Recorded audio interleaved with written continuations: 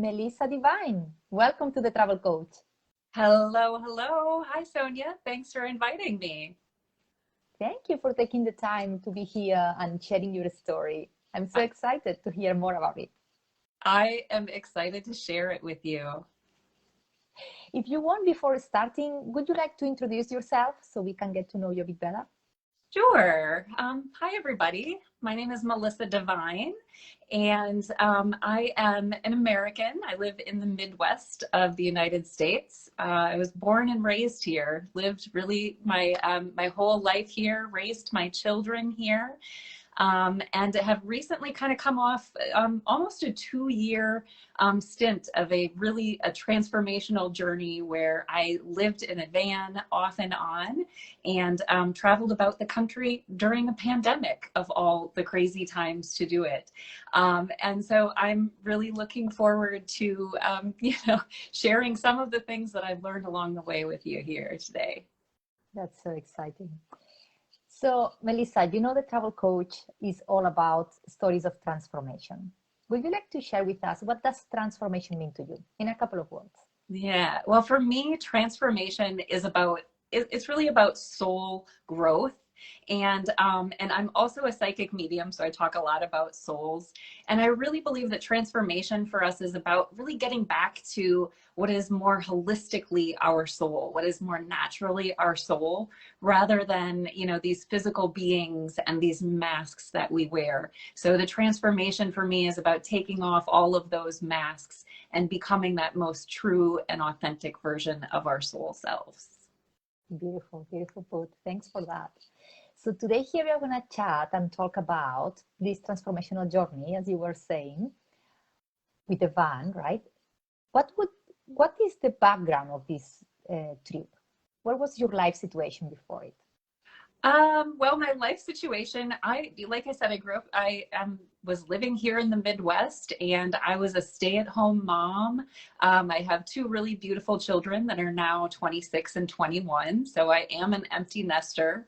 And after my youngest went off to college, I literally put her on an airplane one day, and the very next day I gave up the keys to my apartment and I moved into a van. And so it was really, it happened really fast, and it was really remarkable. I had a lot of like synchronicities and a lot of things that they were really guiding me towards making this big life change. And the really interesting thing is like, I never camped before I bought this van, which of course is what traveling in a van is. It's camping all the time. And I had never camped as a child. And so for some reason, I still thought this was a really good idea, Sonia. And definitely, I mean, that's where the transformation happens, right? Is where we come out of those places that are our comfort zone, which for me was the Midwest. For me was my family. For me was that, that daily routine that I was used to living day in and day out.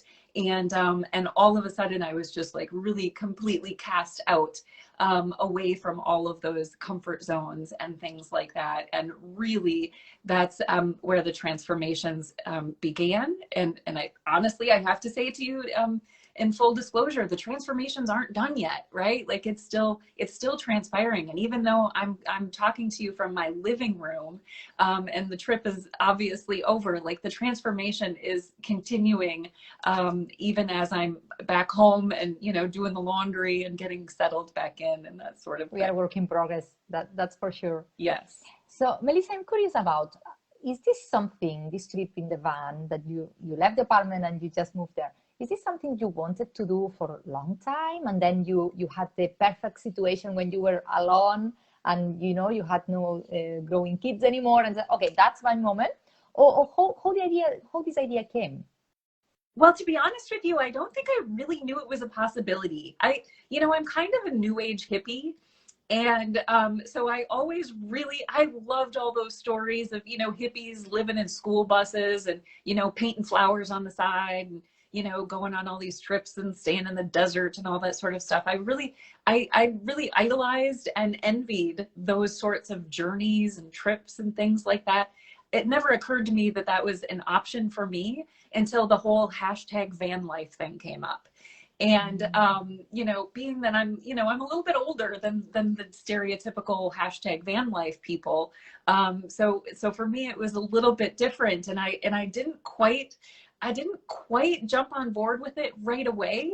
It took me a little time. I mean, it took a lot of courage, because like I said, it was about, like, you know, giving up all of, you know, the furniture, the apartment, the house, giving up all of those things. So it was a process, for me. And of course, it took some time to buy a van. And then once you get the van, you've got to renovate it and move into it and all of those sorts of things. So fortunately, it took some time. And I must say, I still don't think, when I left, on the very first day, I still wasn't ready.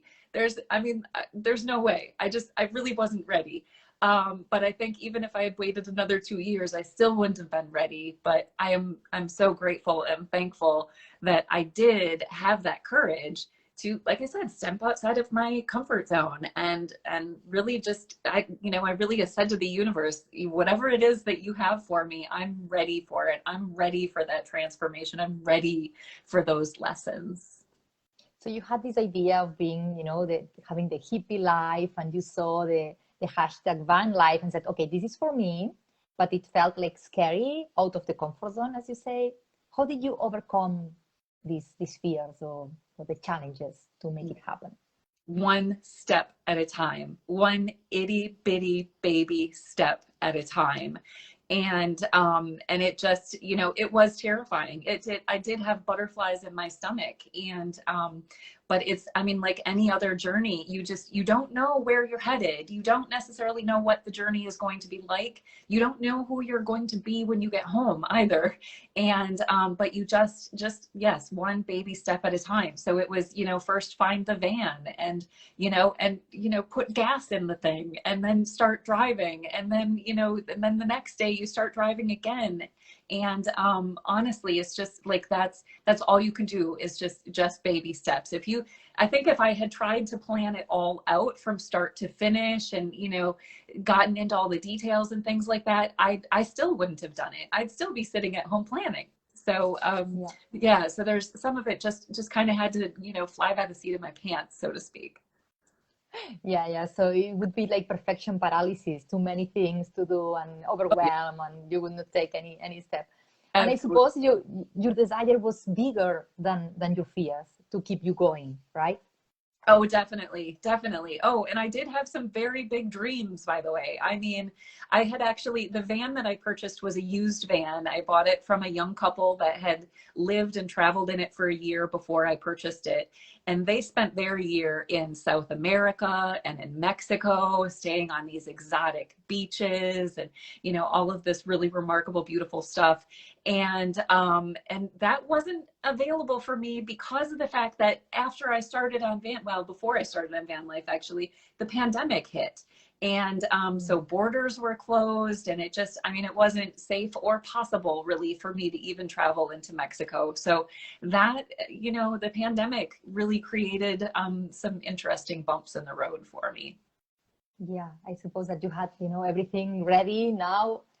Okay, what else can happen? Boom, global pandemic, right? Right. Just in the very moment that you were about to take your adventure. So were you taking this trip on your own, or you were with somebody else? Well, that's a really great question. When I started this trip, I had a boyfriend. We were living together, and we started the van life journey together, and that lasted about 3 months. And we were living in 65 square feet together, and we just were butting heads like you couldn't believe. I mean, the stress was at an all-time high. We were both going through so many life transitions, in addition to, the COVID pandemic, and living in a 65 square foot van, and the weather was terrible. And it was just like everything that can go wrong will, and did, for that matter. So after about 3 months, I dropped him off at a relative's house on the West Coast, and then I continued on the van life journey on my own for the remainder of that 9 months. And so that was even like the next layer of like, oh my gosh, now I have to do this alone. So that was even more challenging. So I understand you were already living with your boyfriend by then at Yes, home before the trip. yes, that's What was right. different? Why do you think, on top of the small, it was a smaller space, yeah? Hmm. But I don't know if being out of your comfort zone, being, this also increased was more clarity about the differences, or what do you think happened?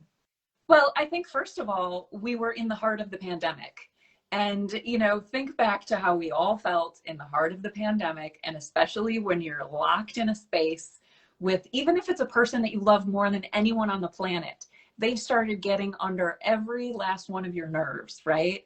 And we were certainly experiencing that before we left on van life. And it's not like we weren't naive enough to think that, van life was going to fix all of our relationship issues.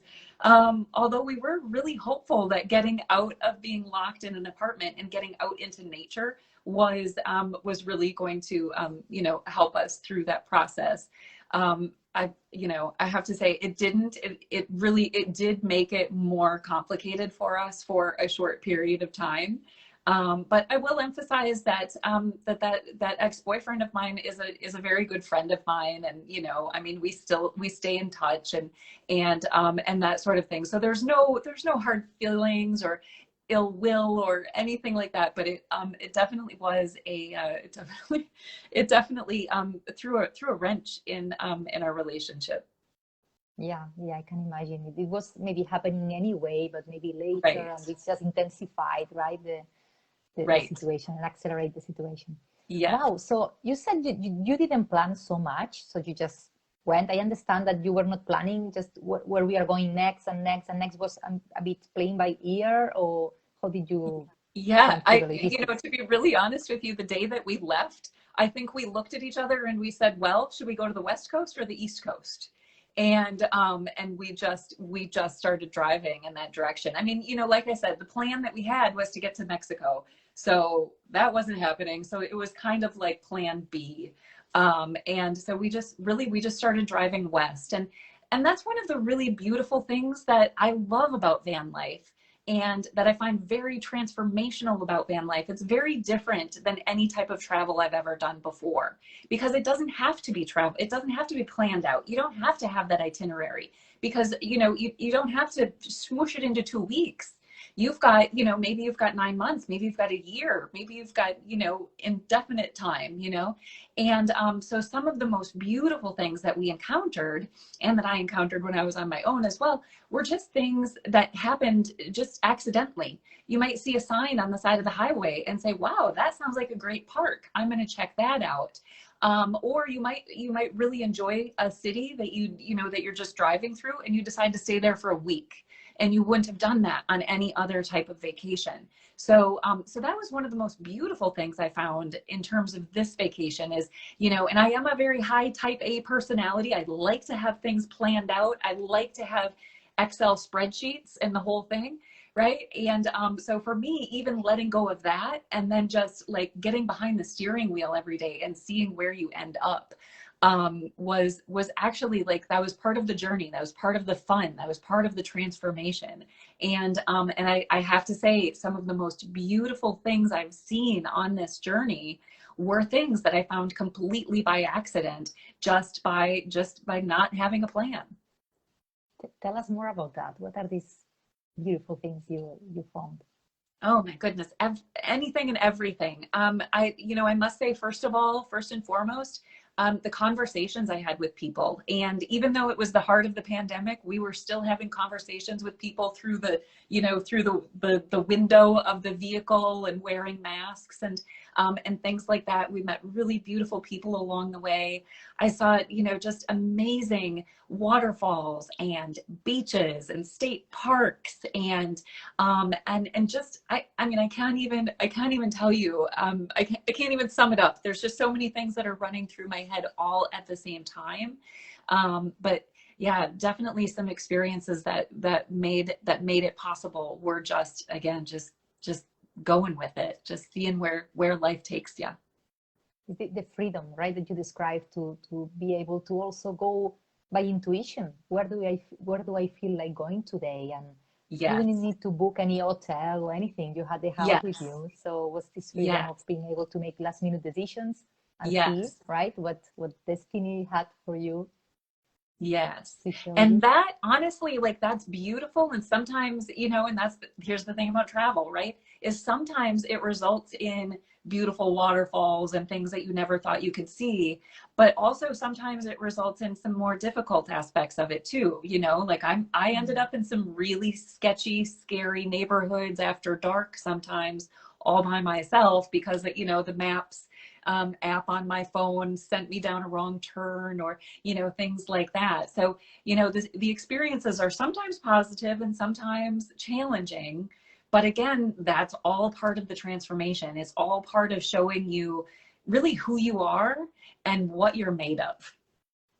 Did you feel more challenging or did you feel more scared as a woman traveling alone, traveling solo versus when you were with your partner? Or give me some examples of how it was different. Yes, I made some different some changes and things after traveling in the van on my own, and I was really careful about just making it look like I wasn't alone. I mean, I took the bike rack off of the back of the van because I didn't want people to see me driving around with one bicycle, and things like that, or even the fact that after I was traveling in the van alone, I would start, I would stop traveling at 3 p.m. instead of, Mm. no more traveling after dark by myself and things like that. So it was, I don't necessarily want to say it was scary. There were some moments of, fearfulness, but for the most part, it was really just about planning ahead and being smart about where I was going and what I was doing and who I was interacting with. But I will say too, I found so much love and so much support out there in the world from people who did recognize that I was traveling on my own as a woman, or just as an individual, anyone traveling alone, period. And so I did. A lot of people really did reach out to me and in love and support and offered kindness and meals and help and all of those sorts of things just because of their concern for me as well. So some again, you take the good with the bad, right? Yeah, yeah. Sometimes it's more the movie we have in our heads and the things that can happen or what can go wrong that what's actually the reality. And after the people you meet is all welcoming us and helping, right? Yes, yes, yeah, absolutely. And the way that I was traveling was predominantly in, like campgrounds and BLM land and things like that. And so I was encountering people that were living the lifestyle that I was living.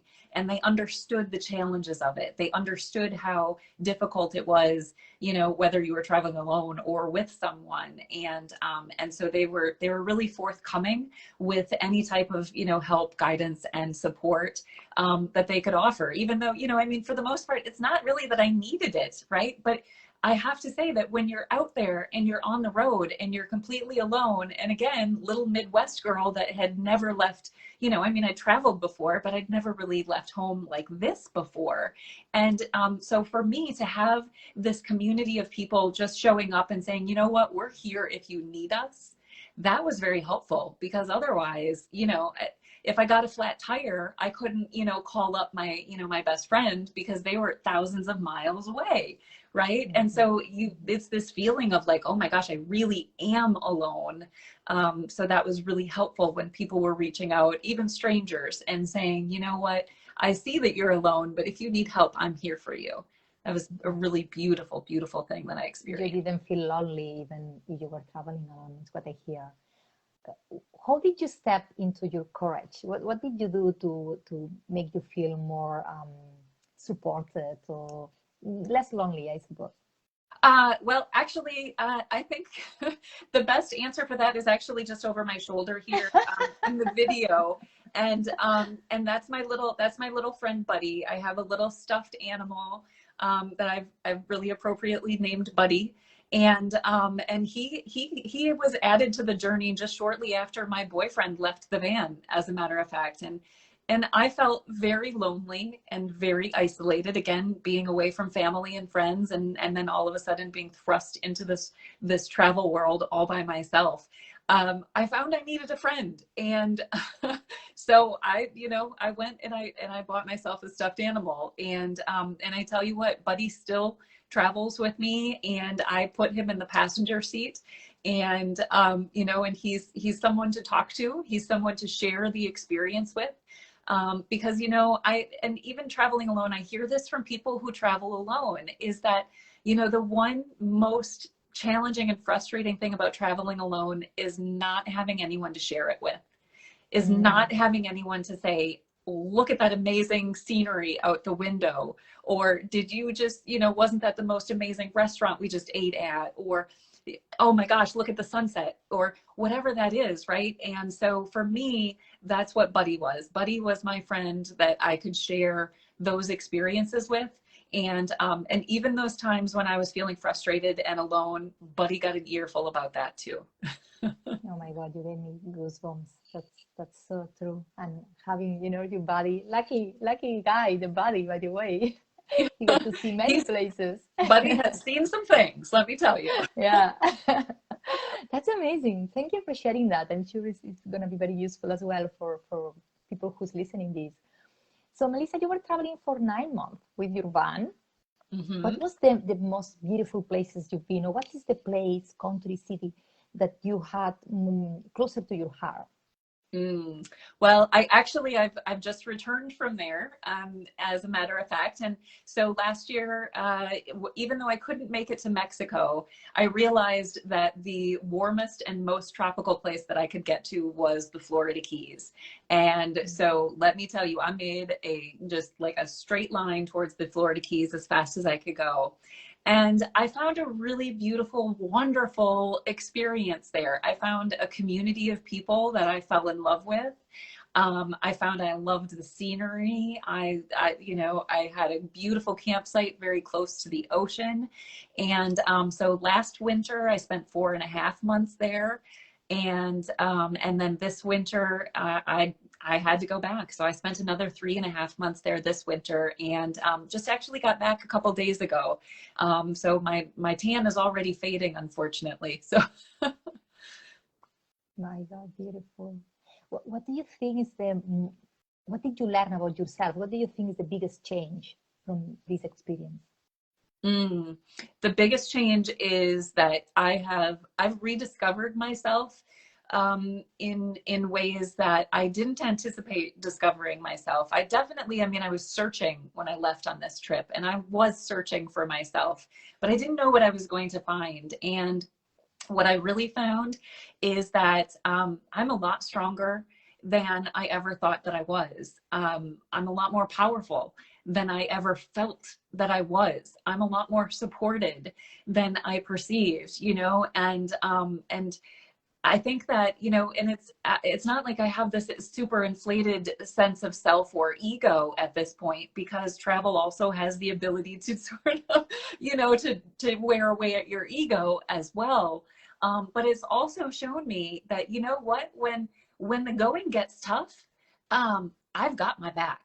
And I can handle those challenges, whatever that might be. If that's the van breaking down, if that's the van getting stuck in mud, if that's getting lost somewhere, if that's running out of gas, if that's, all kinds of things can happen when you're out and you're traveling and you're on your own.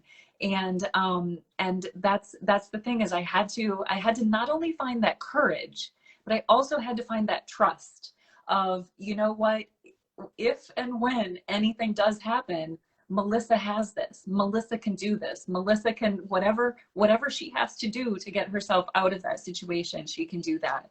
And I think that was the most powerful and the most transformational lesson for me to date. Yeah, very empowering. Yeah, experiences, feeling that this confidence that you are able to do whatever life puts in the way, you will be able to get your back, as you said. Yes. And I will say it is fleeting, by the way, right? Because in all honesty, there are days that, I feel powerful and ambitious and driven and ready to take on the world. But then, the next day something can happen and you feel kind of shut down, you feel alone, you feel deserted, you feel all of those things. And you just, you have to rise through that. So you've got to learn to kind of navigate that when you're living this kind of lifestyle. Yeah, definitely. Wow, Melissa, I would love to hear, and we'll talking hours and hours here, but we're writing at the end. But I don't want to let you go before you share with us the hidden gem. So from the place you are from, the place you call home, what do you think is a must to visit? Maybe it's not that famous, but you as a local will recommend. Okay, well, the city that I'm currently living in is La Crosse, Wisconsin, and we are right on the Mississippi River. And this is a really beautiful area. As I mentioned, I'm kind of a spiritual woo-woo girl. I'm a psychic medium, so I do perceive energies, and the energies here are really unparalleled. I mean, it's kind of like going to Sedona in the sense that, we've got these vortexes, we've got all this energy that is here. We've got these beautiful bluffs that are like stone cliffs that go along the Mississippi River. There's beautiful hiking, and you can really get out into nature, be immersed in nature. And it's one of the most beautiful places on the planet yet that hasn't been overpopulated, that hasn't been, taken over by the concrete jungle and that sort of thing. So it's really easy to reconnect with nature here, however you decide to do that, whether that's kayaking or hiking or biking and those sorts of things. And so that's the thing I love to recommend to people when I'm on the road is to, hey, come on over to La Crosse and visit me, because it's a really beautiful place to lose yourself and to find yourself. Thank you for that, Lisa. Reconnecting with nature is so necessary and powerful. Thank you. We'll definitely check it out. Thank you. Last but not least, where people can contact you. Yes. Well, probably the easiest way for them to find me would be through my website. And then from there, you can find all the social media channels and all of that good stuff. And so my website is www.melissadivine.net. And that's spelled MELISSADIVINE.net. Perfect. Clear. Thank you very much, Melissa. It's been a Thank pleasure you to have so you on board. Much Thank love to you, my friend. And everybody tuning in, happy and safe travels. Bye, Melissa. Take care. Bye.